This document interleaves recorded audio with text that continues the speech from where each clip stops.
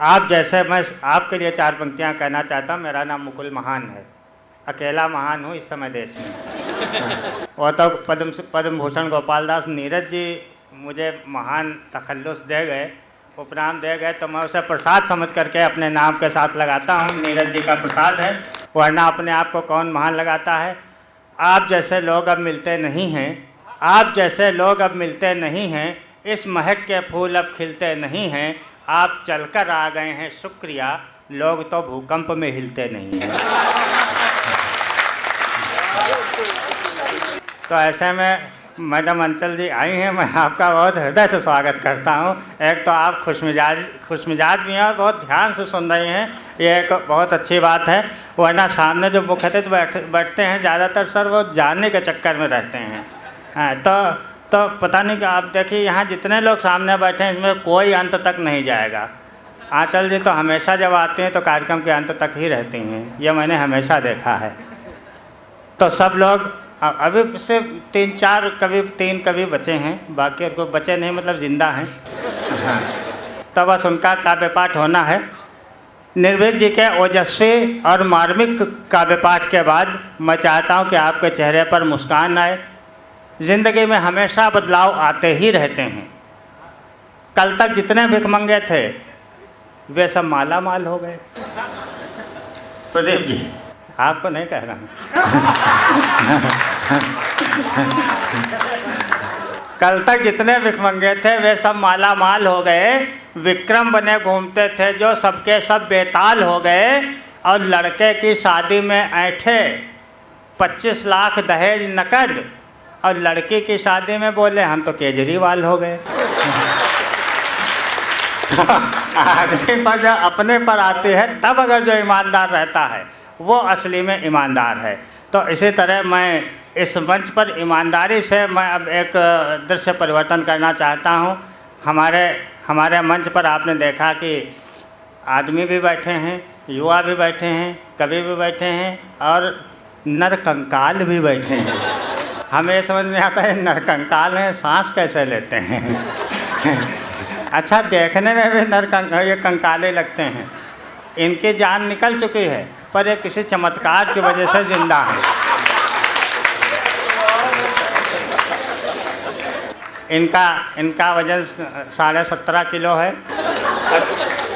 इधर थोड़ा जो है कम हुआ है तो 12-13 किलो के रह गए हैं। हम इनसे बहुत प्रेरित रहते हैं, हमारी भी चेसिस कोई बहुत बढ़िया नहीं है।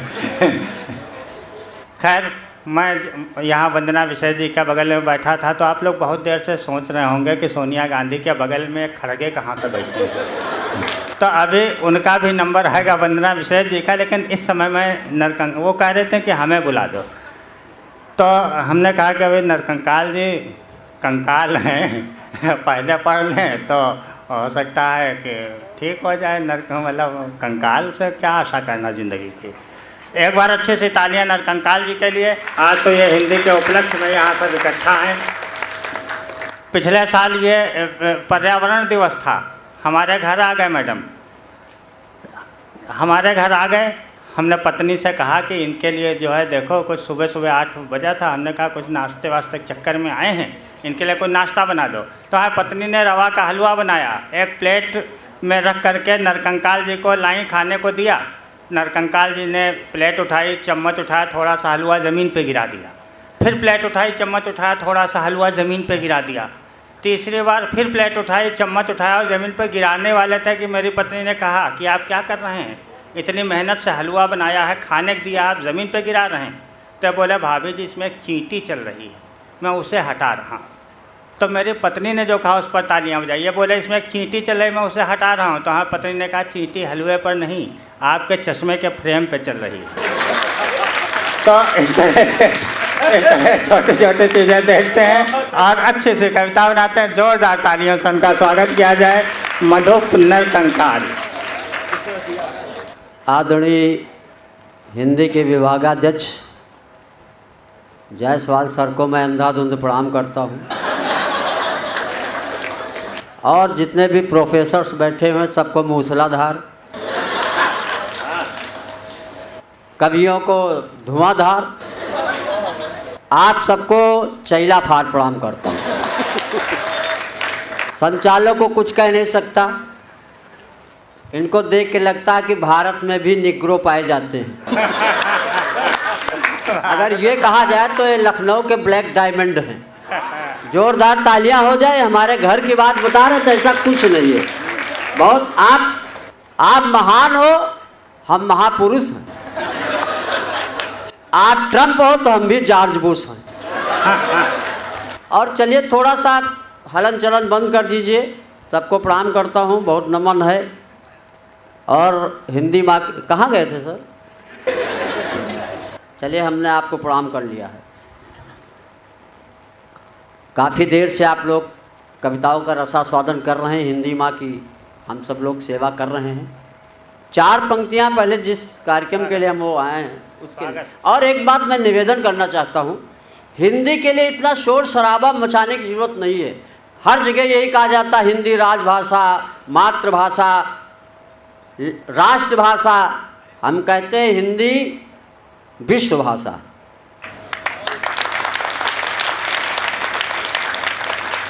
हिंदी विश्व भाषा इसलिए है कि चाइना, रसिया, अमेरिका, ब्राज़ील, फ्रांस, कहीं भी कोई बच्चा पैदा होता तो कहाँ कहाँ बोलता है, व्हेयर नहीं बोलता। जब व्हेयर बोले तब समझ जाओ।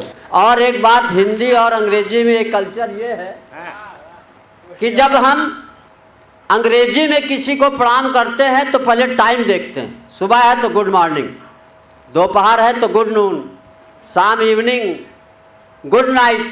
लेकिन हिंदी माँ जब प्रणाम या अभिवादन सिखाती है तो टाइम नहीं देखती, सबको हम प्रणाम, नमस्कार, नमन करते हैं। ये हिंदी माँ।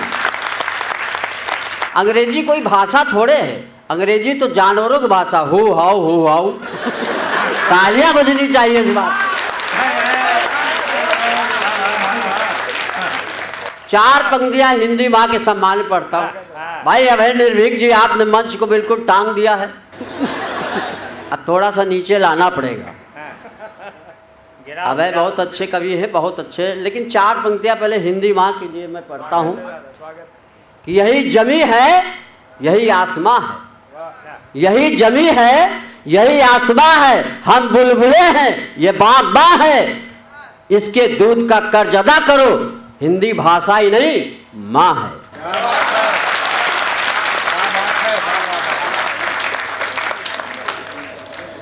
अब चूंकि राष्ट्रभक्ति के बाद अब हमको लगा दिया गया है।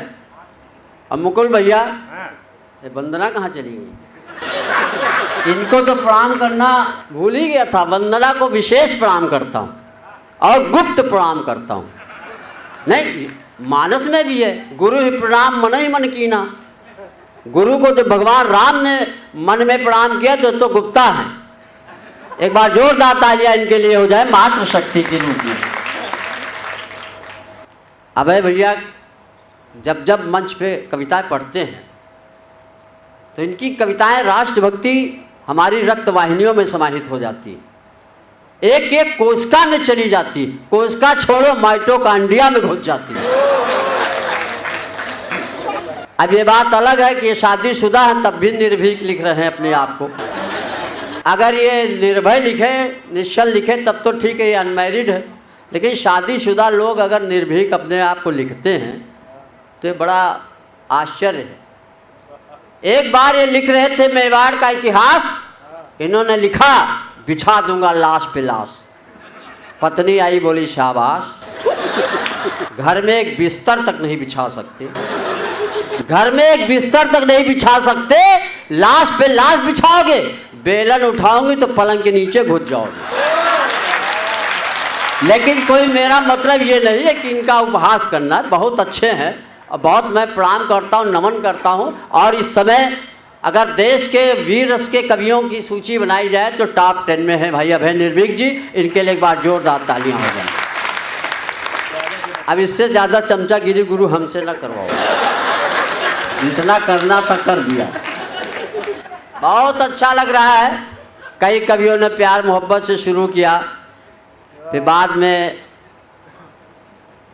इन युवाओं के लिए मैं कहना चाहता हूं कि फूल से नहीं चमन से प्यार करो। फूल से नहीं चमन से प्यार करो, फूल फूल पे नहीं चमन पे मरो, और तन पे नहीं अब वतन पे मरो। हम तो बहुत पहले मर चुके थे। तभी ये जब अभय निर्भीक जी तीसरी कविता पढ़ने लगे तो अब हमको लगा कि अब हम ही शहीद होने वाले हैं। प्रणाम करता हूँ, नमन करता हूँ इस ऊर्जा को जो मुझे दिखाई दे रही। जब लखनऊ में उतरा तो हमारे बगल में एक यात्री था, उसकी जेब कट गई। उसने जब उस पर लिखा था मुस्कुराइए आप लखनऊ में, हम तो मुस्कुराने की कोशिश कर रहे थे लेकिन वो बेचारा नहीं मुस्कुरा पाया। कभी कभी ये हो जाता अक्सर। ऑटो वाले सब ने पूछा, हमने कहा भैया विश्वविद्यालय चलोगे? तो उसने कहा बाबूजी हिंदी में बताओ। तो हमने कहा यूनिवर्सिटी। बोला चलो। कहाँ जी रहे हैं? क्यों कहाँ जी रहे हैं? बहुत बढ़िया। नहीं, कविता पे कह रहे हो कि हमको देख के कह रहे हो? नहीं, बड़ा कंफ्यूजन हो जाता है कभी। क्यों भाई पवन भाई, आप तो बिल्कुल मथुरा के मुचकुंद लग रहे हो। एक बार जोरदार तालियां हो जाए, मतलब बहुत अच्छा लग रहा है। चलिए हम भी थोड़ा प्यार व्यार से शुरू करते हैं, हालांकि हमारी उम्र निकल चुकी है। एक्सपायरी डेट का प्यार सुनिए। ऐसा नहीं है मुकुल भैया, ऐसा नहीं कि हम प्यार, मेरी प्रेमिका गोबर फेंकने के बहाने आती थी। अब नरकंकाल प्रेमिका गोबरे फेंकेगी, कोई फॉर्चूनर से तो आएगी नहीं। गोबर फेंकने के बाद नहीं, ही न करो, तालियां बजानी तो जम के बजाओ। तालियां यहाँ पे बजती हैं। अरे हम कई यूनिवर्सिटी में पढ़ने गए, एक जगह पढ़ रहे थे, हमारे मुंह से निकला तालियां कमजोर हैं। तो एक खड़ा हुआ, उसने कहा तू ही कौन खली का बाप? तो कहीं हमारी चेसिस देख के तो नहीं तालियां बजा रहे? नहीं, कभी कभी बड़ा कंफ्यूजन हो जाता है, कहाँ कुछ जाता है, समझ में कुछ आता है। तो मैं निवेदन कर रहा हूँ, हम प्रेम की बात कर रहे हैं कि मेरी प्रेमिका गोबर फेंकने के बहाने आती थी, घंटों हमसे बतियाती थी, हंसती थी, मुस्कुराती थी, जीने मरने की कस्में खाती थी। मोहब्बत के दुश्मन चंडालों ने भैंसी बेच दिया उसके घर वालों ने। क्या बात है। अब बताओ, हम बिल्कुल अधकचरे सांप वाली स्थिति हो गई। हमने कहा प्रेमिका गई तो गई, अब चलो शादी की तरफ बढ़ो। खैर किसी तरह से आए शादी के लिए, हम उनके घर गए। तो जब ससुराल गए तो हमारी सास ने हमसे पूछा, बेटा चाय लोगो कि च्यवनप्राश लोगे? तो ससुर ने कहा खाली सांसें लेता रहे बहू।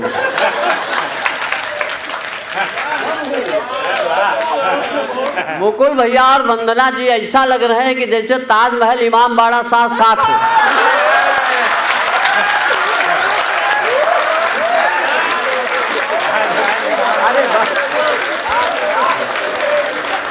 नहीं, ऐसे ऐसे या यूँ समझ लीजिए कि कश्मीर के बगल में तमिलनाडु, या यूँ समझिए लक्ष्मी जी के बगल में शनिचर।